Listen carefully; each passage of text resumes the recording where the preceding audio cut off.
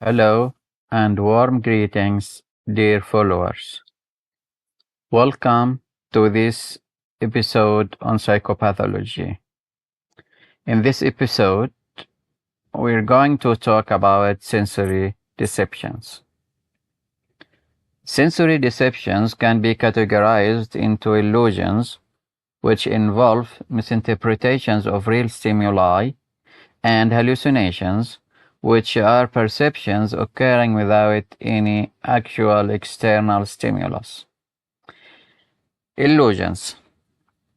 Illusions occur when the mind combines actual sensory input with a mental image, leading to a distorted perception of reality. The term illusion is sometimes broadly used to describe instances where perception does not match physical reality. For example, the Muller-Laya illusion, in which two lines of equal length appear unequal due to the positioning of arrowheads at their ends. Illusions are not necessarily signs of psychopathology. They can happen in everyday life without any psychiatric disorder. A person walking alone at night might misinterpret a shadow as an approaching threat.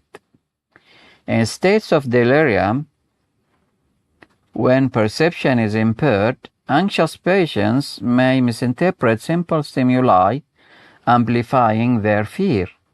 Though visual hallucinations are the most prevalent, the illusions can arise in any sensory modality. For instance, someone engaged in conversation might mistakenly believe they hear their own name, interpreting it as a direct reference to themselves. Classic psychiatric literature describes fantastic illusions.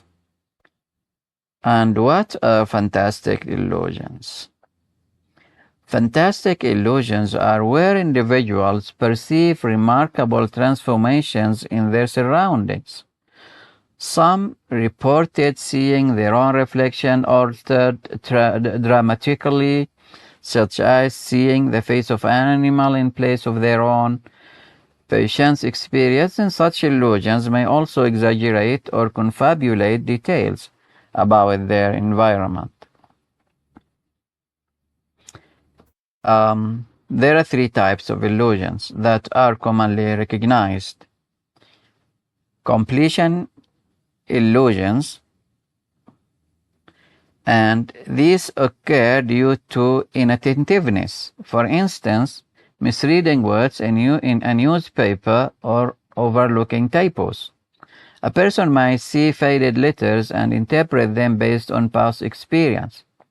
Misreading ook as book when the missing letter was actually an L, look. Affect illusions. These arise in specific emotional states. A grieving individual may momentarily perceive a deceased loved one, or a person in delirium might interpret neutral gestures as menacing. In extreme depression, a person consumed with guilt might believe others are discussing ways to harm them, even though they are simply engaged in casual conversation. Pareidolia. This is a unique type of illusion, where vivid images appear in fire, in clouds, or random patterns without conscious effort. Unlike affect illusions, pareidolia is driven by an individual's imaginative tendencies rather than emotional states. Distinguishing illusions from intellectual misunderstandings is crucial. For example, incorrectly identifying a rock as a gemstone due to ignorance differs from an illusion, which alters perception itself. Differentiating illusions from functional hallucinations can be tricky. Both arise due to external stimuli, but in a functional hallucination, the individual perceives both the real stimulus and the hallucinatory image separately, rather than the original stimulus being transformed as an illusion. And there is some phenomena called trailing phenomena. Though distinct from illusions, trailing phenomena are perceptual distortions where moving objects appear in discrete and fragmented images. These effects are often associated with hallucinogenic substances. Now we come to hallucinations. Hallucinations. Definition. A hallucination is a perception occurring without a corresponding external stimulus. While this definition is simple, it does not fully encompass functional hallucinations, in which hallucinations occur alongside real stimuli. To refine the definition, Jaspers described hallucinations as false perceptions that arise simultaneously with actual sensory input. Meanwhile, the World Health Organization defines them simply as false perceptions. What differentiates hallucinations from ordinary perception in their origin is that they are coming from within rather than outside, despite feeling real to the individual experiencing them. Unlike vivid mental imagery, which is recognized as internally generated, hallucinations are mistaken for external stimuli. There is no absolute distinction between hallucinations and mental imagery, as individuals with eidetic memory may interact with their mental images as though they were tangible objects. Pseudo-hallucinations. The concept of pseudo-hallucination is debated due to differing definitions. Some scholars define it based on insight, while others focus on perceptual space. Whether the hallucination appears within the person's mind or externally. If it appears within the person's mind, then it is a pseudo. If it appears to the individual that it's coming from outside, then it is a hallucination. Jaspers classified pseudo-hallucinations as mental images, meaning they don't have the same diagnostic significance as true hallucinations. On the other hand, Hare argued that insight fluctuates, making pseudo-hallucinations difficult to distinguish from true hallucinations. Some researchers, including Fish, suggested a spectrum between pseudo-hallucinations and true hallucinations, rather than a strict divide. Studies on sensory deprivation have shown that individuals sometimes struggle to differentiate between vivid images and hallucinations, demonstrating that experiences under extreme conditions resemble those of psychiatric patients. The relevance of pseudo-hallucinations lies in their lack of a direct association with psychiatric illness.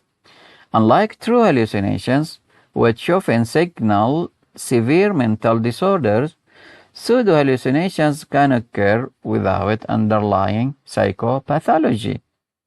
However, their significance depends on how they are defined. If insight is the determining factor and it fluctuates during illness, the concept becomes less useful. Causes of hallucinations. Hallucinations can result from various factors, including emotional distress, psychiatric conditions, suggestion, sensory organ impairments, sensory deprivation, and neurological disorders. Emotional factors. Severely depressed individuals with guilt-related delusions may hear voices reprimanding them. Unlike the continuous voices common in schizophrenia, these hallucinations tend to be fragmented, consisting of brief statements like, "You are worthless," or end it now. However, persistent auditory hallucinations in severe depression may indicate an underlying physical condition or schizophrenia. Schizophrenic hallucinations they often involve persecutory voices, providing commentary on the individual's actions or engaging in hostile discussions about them. Suggestion. Experiments have demonstrated that people can be induced to hallucinate through suggestion. For instance, subjects instructed to walk down a dark corridor and stop upon seeing a faint light often reported perceiving one, even when none was present. Similarly, through hypnosis or mental exercises, individuals can be persuaded to experience visual or auditory hallucinations. Hysterical records describe hysterical psychosis, where hallucinations conform to personal fantasies and cultural influences. Though no longer officially recognized in modern psychiatric classifications, it remains of historical interest. Disorders of sensory organs as a cause of hallucinations. Hallucinatory voices may be linked to ear conditions, while eye diseases can provoke visual hallucinations. In some cases, these hallucinations occur alongside neurological abnormalities. Charles-Bonnet syndrome, a condition where complex visual hallucinations arise despite clear consciousness, is commonly associated with vision impairment. Sensory deprivation. Prolonged sensory isolation can trigger hallucinations, typically changing visual distortions or repetitive words and sounds. Studies suggest that deafness may contribute to paranoid disorders in certain individuals. An illustrative case involved a patient with black patch disease following eye surgery. Having previously hallucinated after an operation, she feared another episode when undergoing a second procedure. However, with psychiatric support, she experienced no hallucinations the second time. But this confirms that sensory deprivation can elicit hallucinations. Neurological disorders. Hallucinations can result from damage to the diencephalon or cortex, often manifesting as visual or auditory disturbances. Specific subtypes, hypnagogic and hypnopompic hallucinations occur as individuals transition between sleep and wakefulness. This was in short about sensory deceptions, and we talked about illusions and hallucinations. In future episodes, we will go in detail to the types of hallucinations. Up till then, thank you for watching and following, and see you soon.